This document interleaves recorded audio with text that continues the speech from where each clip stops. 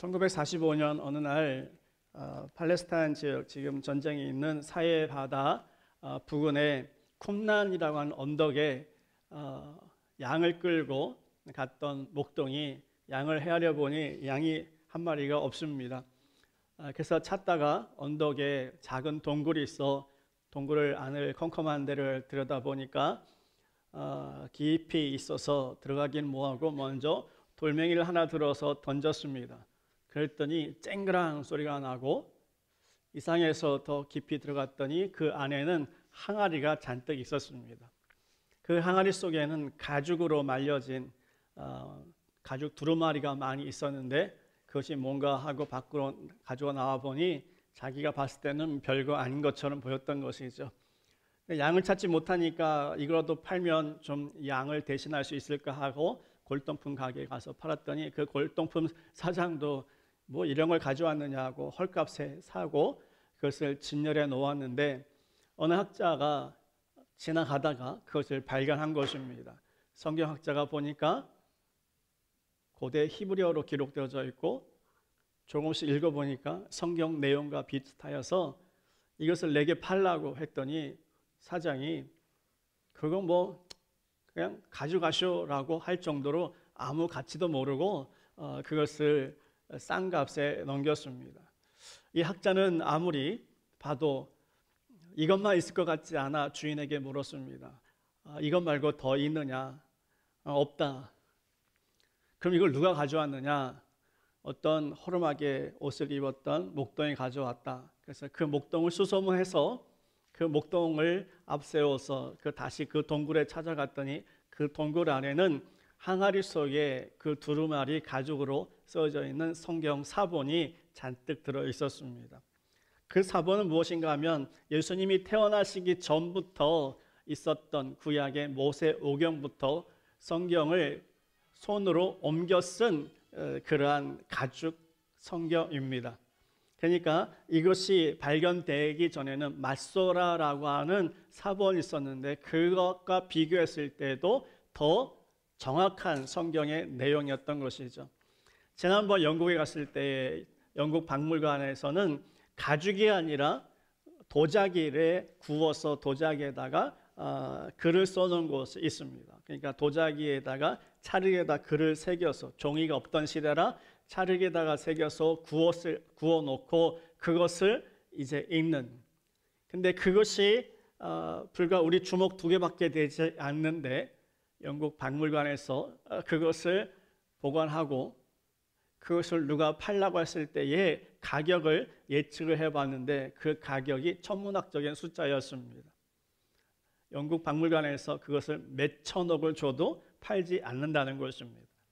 그런데 그 앞서 발견했던 두루마리는 그보다 더 가치가 있는 것이죠. 그러니까 돈으로 환산할 수 없는 것을 목동은 골동품상에게, 골동품상은 학자에게 그것을 팔았던 것입니다. 예, 가치를 모르면 그렇습니다. 여러분의 가치는 어느 정도 되십니까? 여러분의 몸값은 어느 정도 되십니까? 화학적으로 분석하면 여러분의 몸값은 불과 5만 원도 안 됩니다. 그러나 여러분이 배운 학식과 여러분이 배운 경험은 그보다 더 많을 수 있을 것입니다. 이번에 어떤 분이 회사에 퇴직을 하고서 관리소장으로 갔다는 아파트 관리소장으로 갔다는 이야기를 들었습니다. 대기업에 있다가 그 대기업이 중소기업으로 넘어가면서 합병을 하게 되어졌는데 원회사와 또 합병한 회사의 직원들의 갈등 속에서 만년 차장으로 있다가 정년 퇴직하고 나서 그가 대형 아파트의 관리소장으로 들어갔는데 직장에 있을 때 연봉보다 더 많은 연봉을 받았던 이유는 그 아파트 관리하는 일이 만만치 않았고 그 일을 감당할 수 있는 기술과 능력이 그에게 있었던 것이죠. 그래서 원래 다녔던 직장보다 퇴직하고 다녔던 회사의 연봉이 더 많았던 것입니다. 여러분의 가치는 세상이 인정하지 않기에 헐값에 여러분 그렇게 팔고자 하는 마음은 없으십니까? 여러분이 헐값이라 하면 하나님이 택하신 이유는 없을 것입니다. 그러나 여러분의 가격을 따진다 하면 여러분 결코 헐값이 아닌 것을 오늘 제가 말씀드리고 싶습니다. 먼저 우리는 아브라함을 이야기했는데 그 아브라함은 하나님 먼저 택하셨습니다. 하나님을 만날 수 없는 갈대아 우르라고 하는 곳에 그 아버지 데라는 우상을 만드는 사람이었고 예수를 믿을 수 있는, 하나님을 발견할 수 있는 처지가 아니었습니다. 그럼에도 불구하고 하나님께서 그를 부르셨을 때에 그 우상을 섬기는 갈대아 우르에서 팔레스타인 땅, 가나안 땅으로 인도해 주셨습니다. 그가 하나님의 약속을 믿고 출발은 했으나 그러나 그 약속을 잊어버렸을 때에 그 아내를 누이라고 속이고 애굽에 갔을 때 그는 망신 아닌 망신을 당했던 것이죠. 그럼에도 불구하고 하나님께서는 그에게 일방적으로 약속을 해 주셨기 때문에 애굽의 바로 왕이 누이라고 속였던 아브라함의 아내 사레를 아내로 맞이하려다가 된통 하나님 앞에 혼나게 되어지죠. 그리고 쫓겨났던 아브라함은 다시 팔레스타인 지역으로 올라와서 정착했을 때에 하나님이 약속하신 그 약속을 그는 또 지키지 못하여 이스마엘이라고 하는 아들을 낳았지만 하나님은 혈통에 맞지 않는다. 내 몸에서 난 자라야 내 자손이 될 것이라는 약속을 이루어 주십니다. 그래서 낳은 아들의 이름이 이삭이라는 사람입니다. 이삭을 넘어서 이제 그 이삭도 이제 하나님의 은혜로 아브라함에게 약속했던 축복이 이삭이 받았을 때에 26장에 보면 하나님께서 그 이삭에게 100배의 복을 줬다고 약속을 이루신 것을 보여주고 있습니다. 자, 아브라함이 이삭에게 그리고 이삭은 또 그 자녀에게 복이 넘어져 가게 됩니다. 그런데 그 문제 속에서 아브라함의 그 약속의 축복을 계속해서 이어갔던 이삭에게 또 아이가 생기지 않습니다. 하나님이 약속한 자손의 축복이 아브라함에게 있어서는 이삭 달랑 하나만 주셨는데 이삭에게도 자녀가 없습니다. 이삭의 아내 리브가가 하나님 앞에 기도합니다. 하나님 내게 자녀를 달라고. 하나님이 주셨을까요? 예, 주셨습니다. 근데 별난 일이 생겼습니다. 리브가가 임신했을 때에 그 배에 태중에 있는 아이들이 싸운다고 성경은 기록합니다.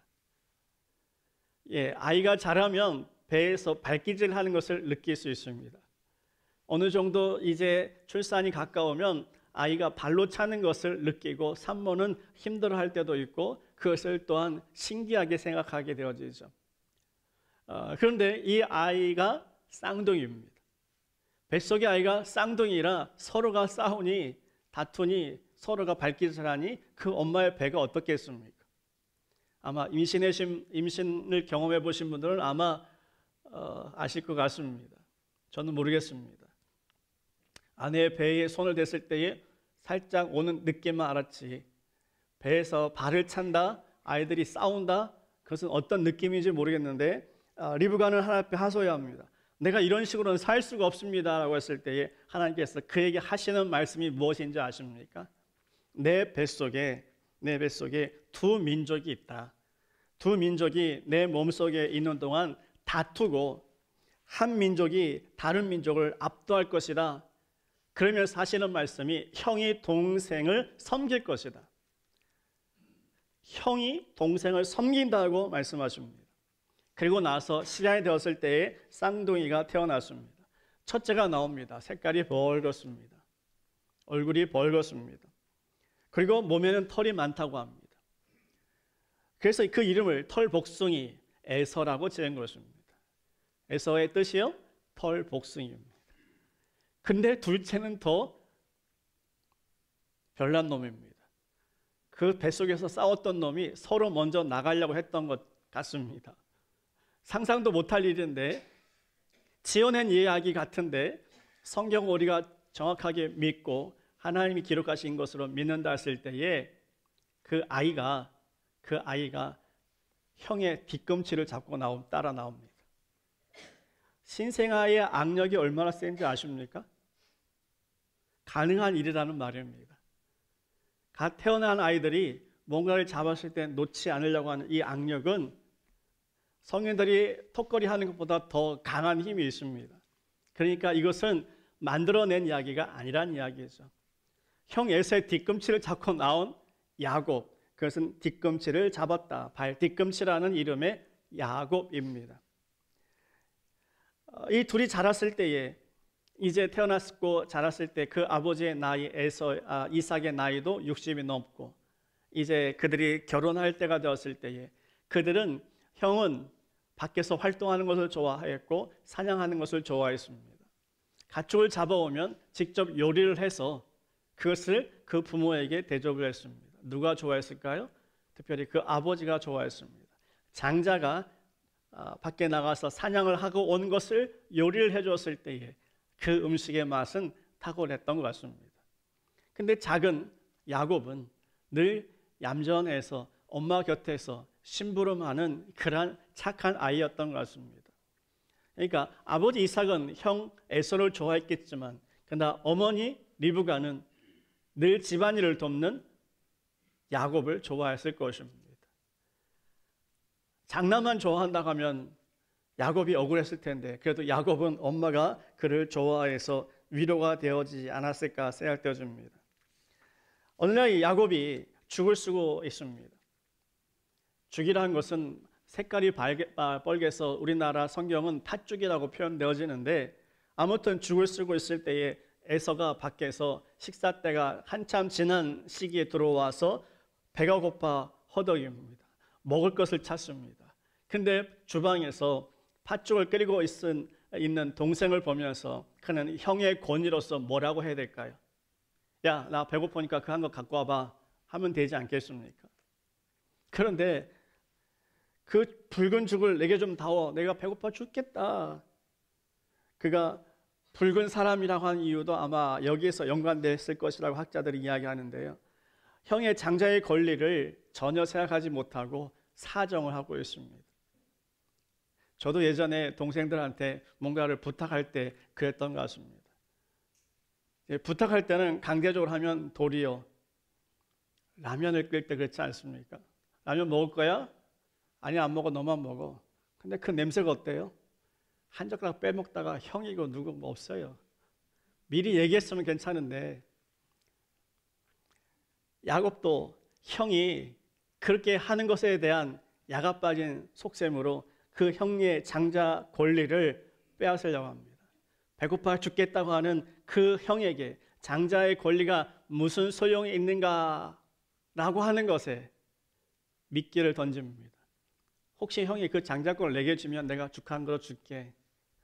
여러분 같으면 어떻게 하겠습니까?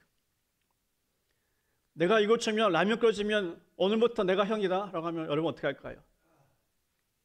귓방망이를 날려버리죠. 이 새끼야, 네가 무슨 형이야, 내가 형이지. 근데 에서는 장자권에 대한 미련은 없습니다. 지금 당장 급한 배고픔을 채우는 것이 우선입니다. 그런데 에서가 그 장자에 대한 권리를 몰랐을까요?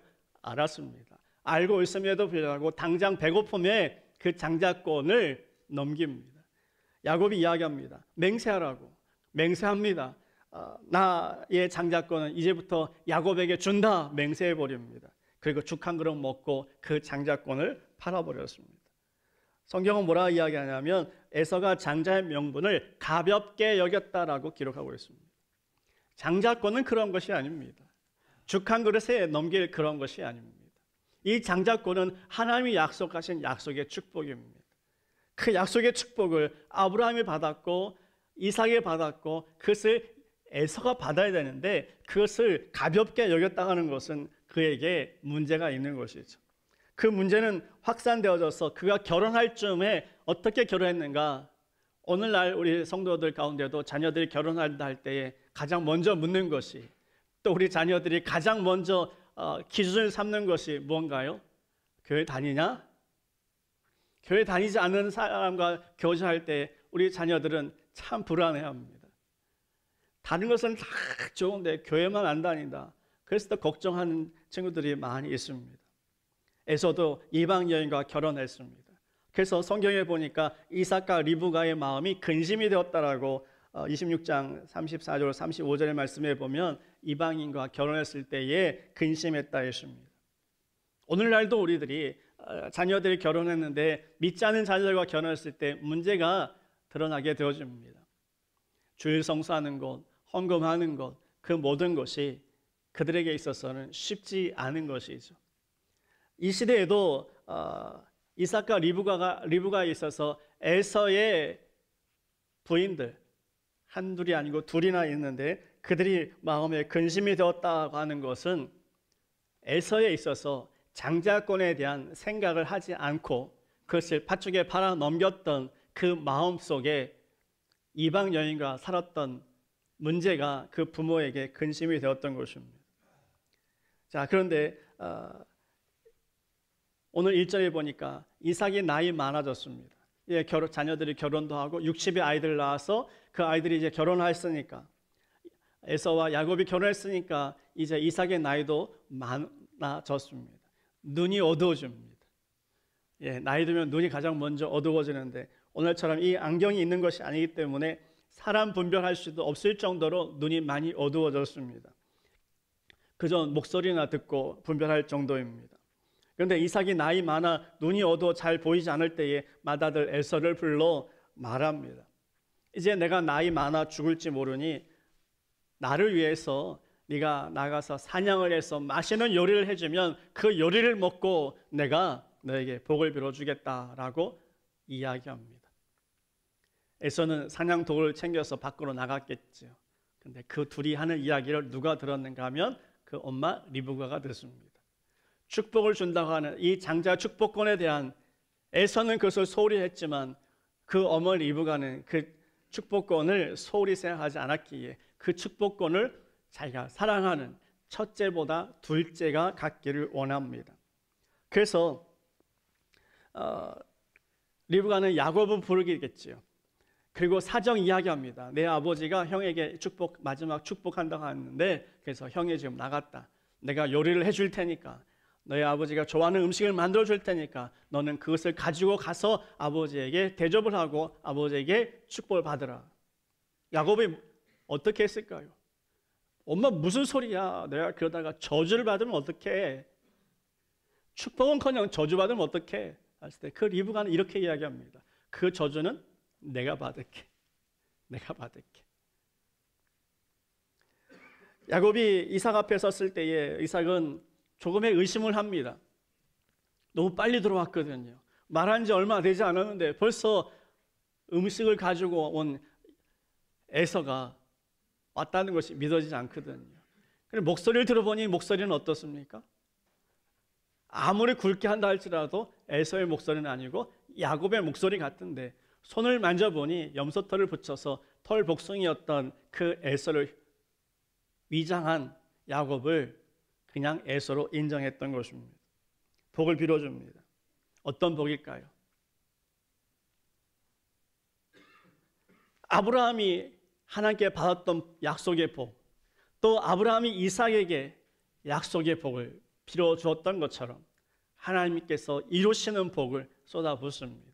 물질의 복과 자녀의 복과 그리고 많은 사람들이 존경할 수 있는 복을 빌어줍니다. 이삭이 야곱에게 축복하고 나자 야곱은 슬며시 숨어 있겠죠. 누가 올 때가 됐어요? 에서가 들어올 때가 됐습니다.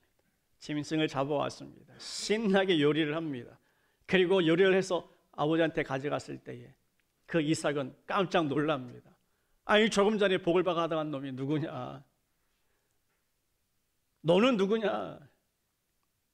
아버지 나 에서예요. 내가 요리를 하는데 드시고 복 주신다 하셨잖아요.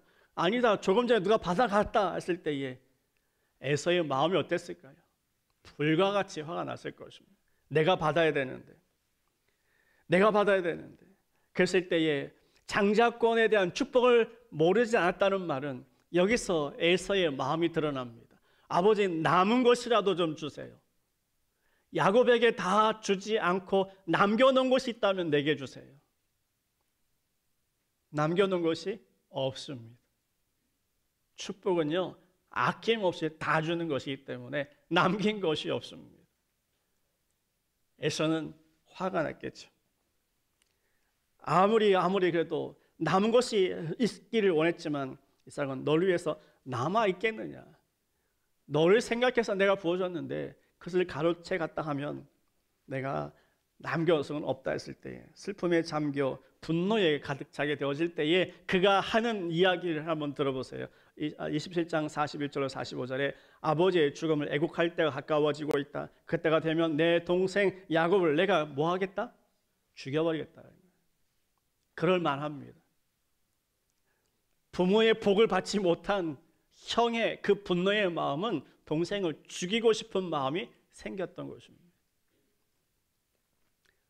여러분은 하나님이 주시는 복을 누가 가로채는 것에 대해서 이런 분노가 생긴 적이 있으십니까?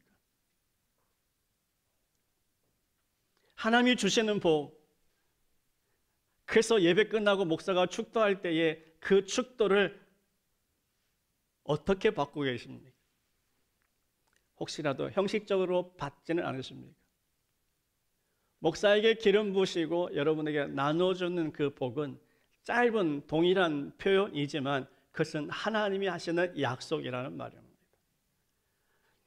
부모님이 자녀의 머리에 손을 얹고 기도해 주는 것, 그것은 하나님이 약속하신 방법을 실행할 때 하나님이 복을 주시는 것입니다. 그래서 부모는 자녀의 머리에 손을 얹고 기도해 주는 것이 얼마나 큰 것인지 모르면 하나님의 약속을 모르는 것이죠. 마다들 에서가 하는 말을 듣습니다. 죽여버리겠다는 말을 듣고 누구에게 쫓아갔을까요? 야곱에게 쫓아갑니다. 야야야, 큰일 났다. 네가 복을 가로채서 내 형의 화가 머리 끝까지 나고 네 아버지가 죽으면 너를 죽이겠단다. 그러니 외삼촌 라반의 집에 가서 좀 도망가 있어라. 형의 분노가 잠재워지면 내가 사람을 보내서 너를 데려오겠다. 그러면 아버지의 장래의 임종을 볼 수 있습니까? 없습니까? 보지도 못하지. 결국 그 엄마도 만나지 못합니다. 리브가는 자신이 그 사건에 개입한 것에 대해서 이삭에게 숨깁니다. 그래서 야곱을 하란으로 보내는 이유를 만들어야 되지 않겠습니까? 여러분 어떻게 이유를 만드시겠습니까?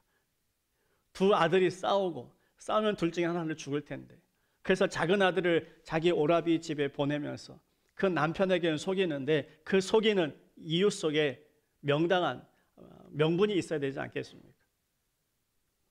그 증오심 때문에 에서가 둘째를 죽인다 합니다 라고 말은 하지 못하고 도망가게 하고, 그 문제에 대해서 어떻게 하면 좋을까요? 다시 앞으로 돌아간 이야기 속에 에서의 부인들은 이방 사람들이었습니다. 그 이방 며느리들은 이삭과 리브가의 마음을 근심케 했습니다. 첫째가 그렇게 결혼했다면 둘째는 어떤 사람을 얻어야 될까요? 믿음의 사람을 만나야 되지 않겠습니까?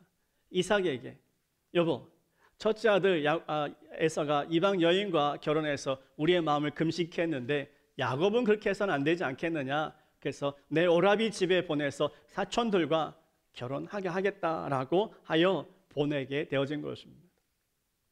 리브가는 에서의 아내들을 두고 한 말이지만, 그러나 결혼 문제에 대한 염려와 긴박성을 이삭에게 일깨워서 야곱을 내보내라고 한 것입니다. 설득이 됐을까요? 예, 설득이 되었습니다. 그래서 이삭은 야곱을 부릅니다. 네가 좋은 배우자 만나, 믿음의 배우자 만나길 원한다. 엄마와 의논했을 때에 네가 외삼촌 집에 가서 믿음의 배우자를 만났으면 좋겠다. 그리고 가나안 여인을 아내로 맞이해서는 안 되고 이곳을 떠나서 바단 아람으로 내 할아버지 부드엘의 집에 가면 외삼촌 라반이 딸들이 있는데 그 딸들 중에서 아내를 얻도록 하라고 부탁하고 야곱을 축복해 줍니다. 그 축복이 13절과 15절에 동일한 축복으로 아브라함이 이삭에게, 이삭이 야곱에게 한 축복이 계속 이어져 갑니다. 그 축복을 얻고 야곱은 출발합니다. 이제부터 야곱은 아버지로부터, 할아버지로부터, 아버지로부터 받은 그 축복이 야곱에게 넘쳐났을까요? 이제부터 그는 훈련의 길에 들어서게 되어집니다. 이 사건의 배후에 조종한 리브가는 심각한 가정 문제를 야기했습니다. 윤리적인 문제도 있지요.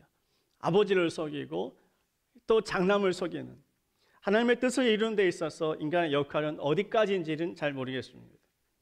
하나님의 뜻을 이루어 드리는 데 있어서 그 방법이 정당화해야 되는데 리브가의 모습은 어떻습니까? 가장의 권위도 장자의 권위도 다 무너뜨리고 자기 욕심으로 야곱에게. 그러나 이것은 무엇을 이루시는 하나님의 모습인가?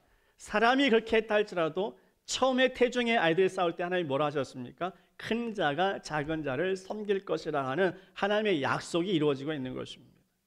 그 약속을 믿고 리브가가 야곱에게 축복권을 주기 위해서 아버지를 속이고 남편을 속이고 아들을 속였을까요? 사람의 욕심에도 불구하고 하나님의 뜻이 이루어지는 것을 보게 되어줍니다. 여러분의 욕심이 있으십니까? 여러분의 마음속에 정말 이것만은 하나님이 해달라고 그렇게 몸부림치시는 것이 있습니까? 어떤 방법대로 이루어집니까? 하나님이 계획하신 대로 이루어지는 것입니다. 하나님 여러분을 왜 택하셨을까요? 왜 자녀 삼으셨을까요? 이게 몸의 가치로 생각하면 우리는 별거 아닌 것 같은데 하나님이 여러분을 존귀하게 여기셔서 택하셔서 하나님의 뜻대로 여러분을 이끌으시는 것입니다.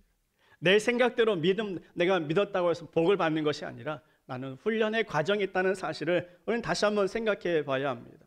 왜냐하면 야곱이 집을 떠났을 때에 얼마나 힘들었을까요?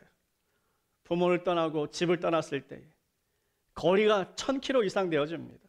외삼촌 집까지는 짧은 거리가 아닙니다. 말씀드린 대로 언제 아버지를 볼지, 언제 엄마를 다시 볼지, 아니 그 아버지가 죽음이 임박했는데 장례도 못 볼 수 있는 그런 상황 속에서 터덜터덜 가는 그 발걸음이 외삼촌은 또 자신을 반겨줄까라고 하는 여러 가지 근심 걱정 속에 길에서 노숙합니다. 하룻밤 길에서 자게 되어지죠. 돌 하나를 가져다가 베개 삼습니다. 우리는 여름에 다리밑돌 베고 자면 시원한데 그 베고 자면 입 돌아간다 하잖아요. 어떤 의미에서 돌베개를 뱉느냐 그것이 아니라 푹신한 베개가 아니라 딱딱한 베개 삼아 잠을 잤을 때에 그는 뒤척이며 잠을 청하며 하늘의 별을 보며 그는 이 생각 저 생각 속에 잠이 들었던 것 같습니다.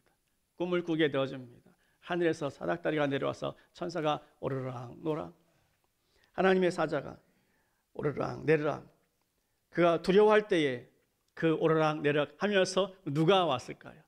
하나님의 군사들이 와서 하나님께서 하시는 말씀을 두려워하지 말라 하십니다. 함께 하시겠다 하십니다.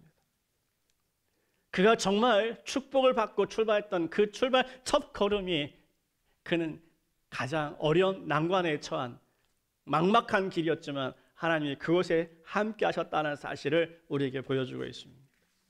여러분이 힘들고 어려웠고 난감할 때에 그 자리가 하나님이 함께 하시는 자리입니다. 평안할 때 잘 모릅니다. 복 받을 때 잘 모릅니다. 그런데 그 복을 받고 난 사람이 복을 받은 사람이 어려울 때 하나님이 함께 하신다는 사실을 그 사닥다리가 오르락 내리락 하면서 하나님이 함께 하시겠다고 두려워하지 말라는 그 말씀을 그 약속을 하나님께서 제시해 주셨을 때에 약속의 언약의 계승자로서 하나님은 야곱을 얍삽한 사람으로 꽤 많은 사람으로 제하지 않으시고 택하신 그 야곱에게 두려워하지 말라 내가 너와 함께 하시겠다고 약속하십니다. 야곱에게 있어서는 이건 큰 전환점이 되어집니다.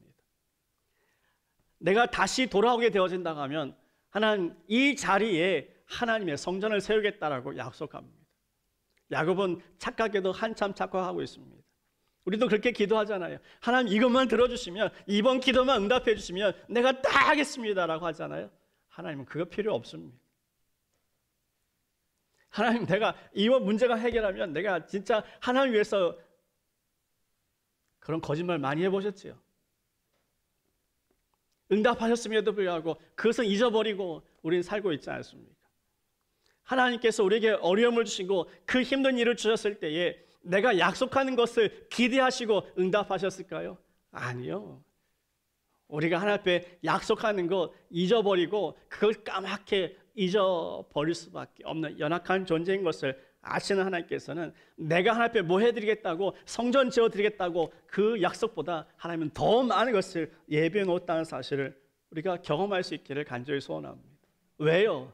내가 약속의 계승자이기 때문이죠. 아브라함에게 주셨던 약속 이삭에게, 이삭에게 주셨던 약속 야곱에게, 야곱에게 주셨던 약속 오늘 우리들에게도 허락하여 주신 것을 믿으시길 축복합니다.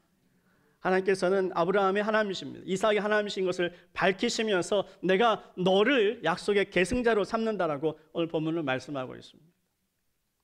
너는 도망자이지만, 형을 피해 도망하고 있지만 나는 너에게 내 할아버지, 내 아버지가 약속한 것을 너에게 계속 이어줄 거야 라고, 태중의 아이가 싸울 것이다 라고 하시며 큰 자가 작은 자를 섬긴다고 하는 하나님의 그 약속을, 뱃속에서부터 하나님이 약속하신 것을 네가 도망 다닐 때 내가 너에게 줄 것이다.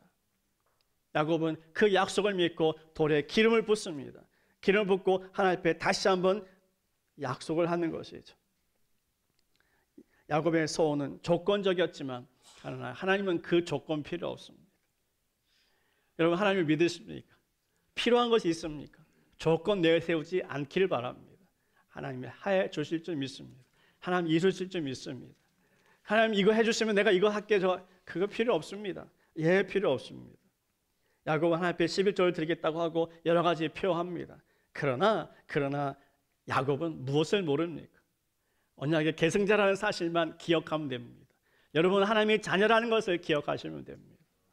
어떤 사람이 광산 옆에 살고 있었는데 그 아버지가 돌아가시면서, 야, 우리 집 뒤에 있는 이 작은 산은 우리의 소유니까 내가 죽으면 그 산을 좀 파봐라 하고 유언을 남기고 그 아버지가 돌아가셨는데 먹고 살 일이 막막합니다. 그저 나무나 캐서 장작으로 팔아 근근히 살아가는데 아버지의 유언이 생각납니다. 그래서 하루는 땅을 파봅니다. 아무리 파도 아무것도 나오지 않습니다. 하루를 파고 이틀을 파고 시간 날 때마다 파는데 아무것도 보이지 않습니다. 그래서 그 뒷동산을 동네 사람에게 그냥 팔아 넘겨버렸습니다. 헐값에 팔아버렸겠지요. 그리고 어느 날 호수에 가서 낚시를 하고 있는데, 낚시라도 되면 좋겠는데 낚시도 되지 않습니다. 뭐라도 낚아서 좀 가족들에게 먹이고 싶은데 낚시도 되지 않습니다. 자리를 옮깁니다. 옮기다 보니까 무슨 자루에 걸려 넘어집니다. 세상 말로 자빠져도 코가 깨지고 자빠져도 뭐가 없다고 투덜거리면서 자리 옮겨서 낚싯대를 기울이니 거기도 역시 고기가 잡히지 않습니다. 해가 뜰 즈음에 벌써 날이 어두워지고 해가 뜰 즈음 되었을 때에 심심하기는 하고 잡힌 것은 없고, 그래서 가만히 생각해 보니까 걸려 넘었던 그 자루를 다시 보니 자루 속에 돌멩이가 있습니다. 그 돌멩이 하나씩 던져보니까 그 호수에서 그 밤에, 적막한 밤에 퐁당 소리가 좋습니다. 그것을 즐기면서 돌을 하나씩 던지는데 해가 떴습니다. 던지려고 하니 햇빛에 자기가 들었던 돌멩이가 다이아몬드 원석입니다. 깜짝 놀랍니다. 다시 자루를 봅니다. 자루는 벌써 뒤었습니다. 자기가 들고 있는 그 달랑 그 하나입니다. 그것을 들고 터덜터덜 이거라도 가져가야겠다라고 생각하고 집으로 오는데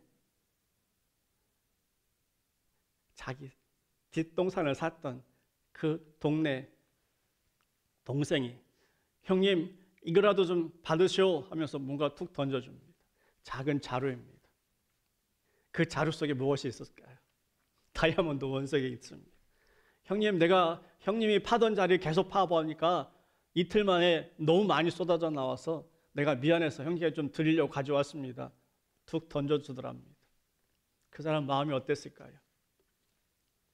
우리가 알고 있는 하나님의 약속을 여러분 그냥 툭 던져놓고 계시지 않습니까?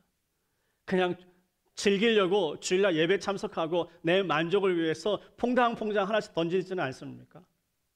그 약속은 하나님이 이루심에도 불구하고 내 눈앞에 보여지는 것이 돌멩이 같고 그것이 아무것도 아닌 것처럼 여겨지지는 않습니까?